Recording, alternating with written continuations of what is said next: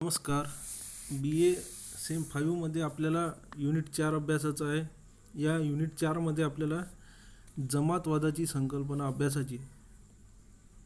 यामध्ये आपल्याला जमातवादाचा अर्थ, भारतीय राजकारणात जमातवादाची भूमिका आणि भारतातील जमातवादाचे वर्तमान स्थान या 3 गोष्टी आपल्याला या युनिटमध्ये अभ्यासाच्या आहे. जमातवाद याला आपणच इंग्लिशमध्ये कम्युनलिझम म्हणतो.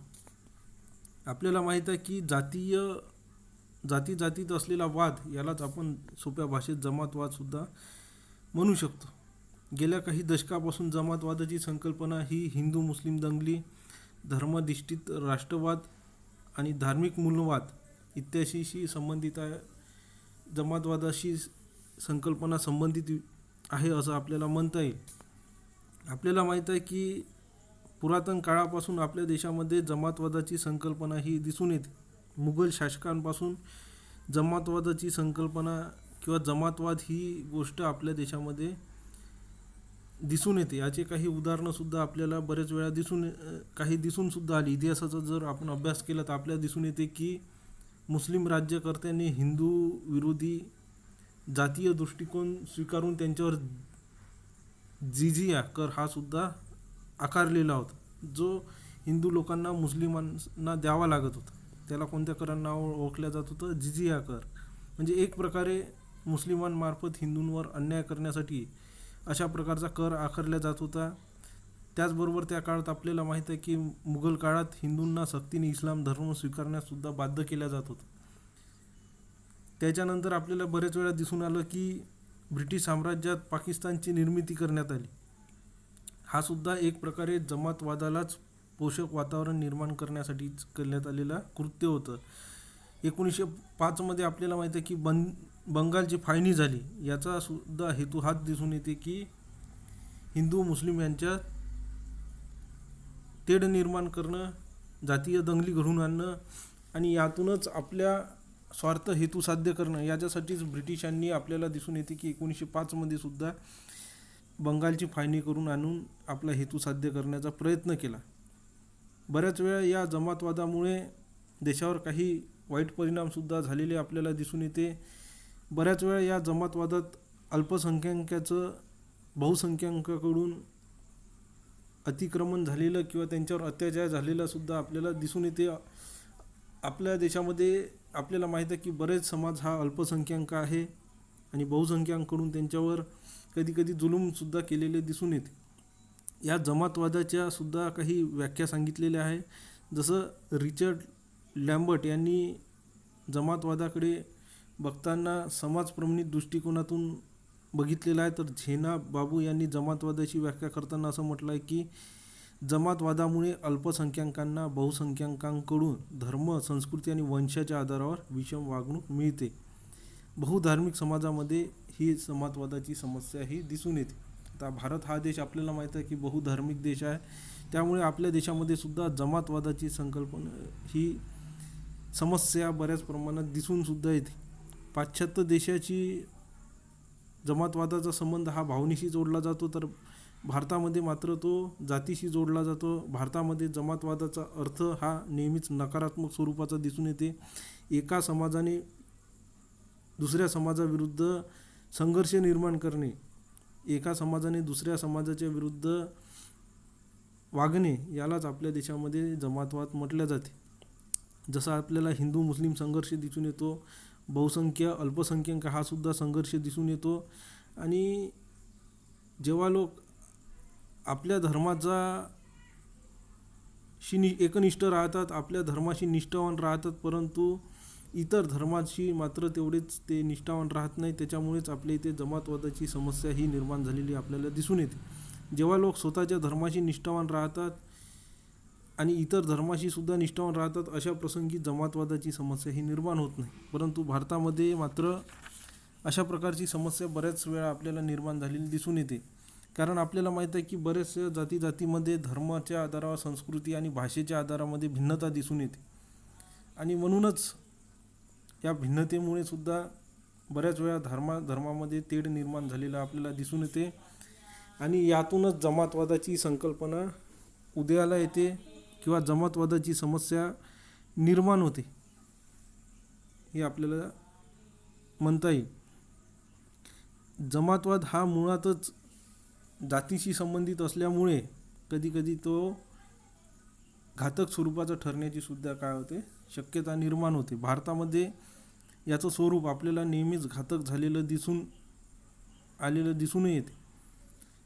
परंतु जमातवादाचा जसा घातक अर्थ आहे तसाच प्रमाणात ते काही चांगल्या गोष्टीसुद्धा आहे. कारण जमातवाद ही अशी श्रद्धा आहे, जसं आता बिपिन चंद्र यांनी असं म्हटलेलं आहे की त्यांनीसुद्धा जमातवादाचा अर्थ करताना म्हटलेलं आहे की जमातवाद ही अशी श्रद्धा आहे की ज्यामुळे लोकांचा समूह एका विशिष्ट धर्माचे अनुकरण करतो, कारण त्यांना त्यांचे सामाजिक, राजकीय, आर्थिक हित समान असतात.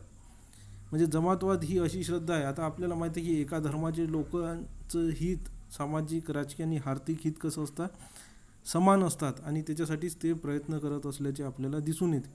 बिपिन चंद्र यांनी जमातवादाचे 3 घटकसुद्धा सांगितलेले आहे. त्यांच्या मते जमातवाद अशा लोकांमध्ये बळकट असतो की जे सारख्या धर्माचे अनुकरण करतात आणि त्यांचे ऐहिक हित समान असतात. आता आपल्याला माहिती आहे की जर लोक सारख्या धर्माचे असेल तर त्यांचे हित हे सारखे असतात आणि हित सारखे असल्यामुळे ते आपल्या धर्माच्या हितासाठी एकत्र आलेले आपल्याला दिसून येते. दुसरं त्यांनी म्हटलेलं आहे की विभिन्न धर्माचे ऐहिक हित असमान असतात किंवा दुसऱ्या धर्मांच्या अनुयायांपेक्षा वेगळे असतात. आता आपल्याला माहिती आहे की वेगवेगळ्या धर्माची विचारसरणी वेगळी असल्यामुळे त्यांचे हितसुद्धा वेगवेगळे असतात आणि म्हणूनच त्यांचे अनुयायीसुद्धा कसे असतात, वेगळे असतात. नंतर तिसरं सांगितलेलं आहे की वेगवेगळ्या समुदायाचे केवळ हितच वेगवेगळे नसतात तर एकमेकांच्या विरोधातसुद्धा असतात.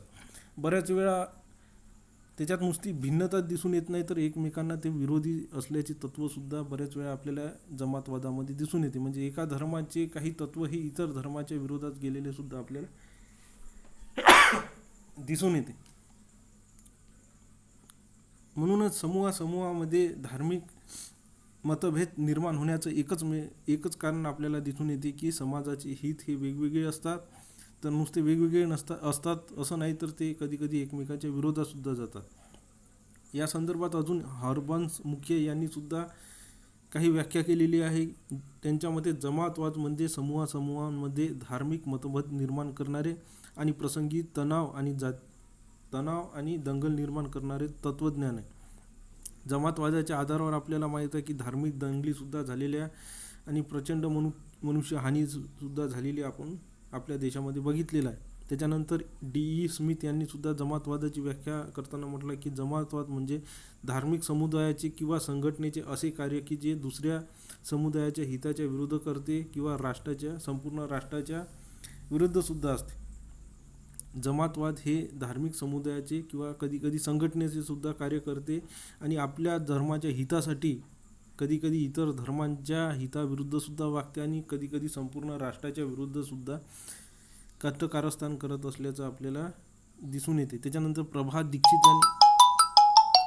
प्रभा दीक्षित यांनी सुद्धा जमातवादाची व्याख्या करताना म्हटलं आहे की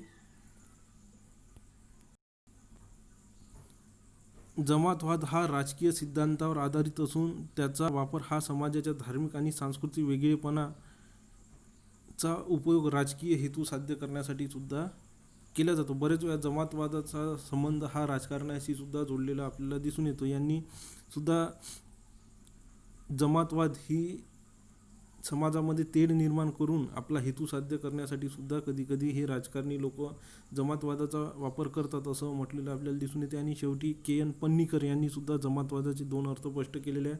समाजातील जागृतीसाठीची अवस्था तसेच सत्तेचे साधन, अर्थात केवळ राज्याची सत्ता प्राप्त करण्यासाठीच नव्हे तर सामाजिक, आर्थिक, राजकीय क्षेत्रातील सर्व स्तरावरून सत्तेचा अंमल करण्यासाठी सुद्धा जमातवादांचा वापर हा केला जातो. या सगळ्या संकल्पना बघितल्यानंतर आपल्या लक्षात येईल की जमातवाद ही बहुआयामी संकल्पना आहे. तसंच याचा मूळ हा धर्माशी जोडलेला आहे आणि धार्मिकतेशी नाही तर आर्थिक आणि राजकीय घटकांचा समावेशसुद्धा या जातीय भावनेच्या आधारावर केला जातो आणि म्हणूनच जमातवाद हा धर्म आणि राजकारण यांचा मिश्रण करून सुद्धा बऱ्याच वेळा त्याचा वापर केला गेलेला आपल्याला दिसून येते. तर या व्हिडिओ लेक्चरमध्ये आपण जमातवादाचा अर्थ बघितला. पुढच्या व्हिडिओमध्ये आपल्याला जमातवादाचे स्वरूप अभ्यास. धन्यवाद.